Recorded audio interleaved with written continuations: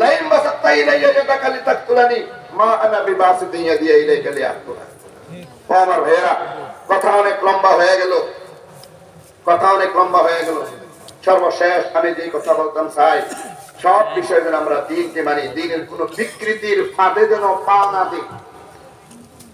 একটা কথা বলি, এই দেশে দেশ স্বাধীনের পর সমাজতন্ত্রীরা খুব লাফালাফি করছিল।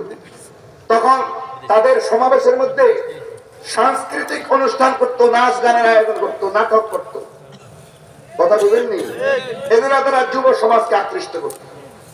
এটার থেকে সবক গ্রহণ করছে আরেক রাজনৈতিক দল, ওলামায়ে দেওবন্দ তাদেরকে পছন্দ করে না।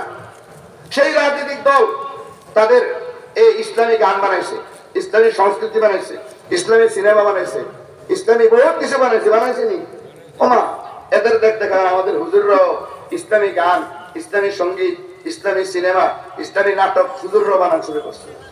আফসোস, এটাও ইসলাম বিকৃতির একটা অংশ। মনে রেখেন, ফিকিরমান আল্লাহ আলেমদের কথা বলেন, মন গড়া চলেন না, খায় মোতাবেক চলেন না।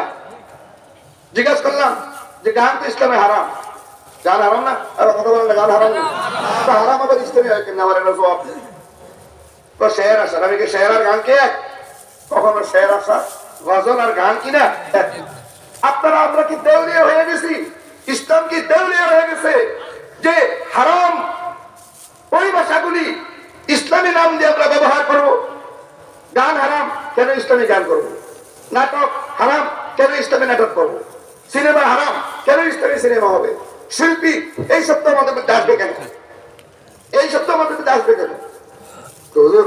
যত কিছুই কন যে আল্লাহ একবারে দিল করলে যায়, আর আল্লাহর এসক মহব্বত, এই গজল সিঙ্গা নাচ সিঙ্গা একবারে এসক মহব্বত খুব জোর জোশ পাবে।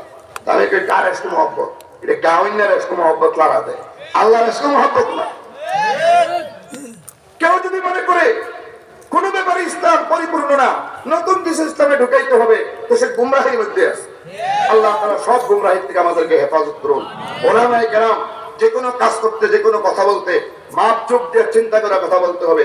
কোন শব্দটা মুসলমানের ইসলামের আর কোনটা মুসলিমদের আমদানিকৃত, ব্যাপার যেন আমাদের মুখ থেকে বাহির না হয়। আল্লাহ তাআলা আমাদেরকে হেফাজত করুন, ইসলামের মধ্যে পরিপূর্ণরূপে ঢুকার আল্লাহ তৌফিক দান করুন।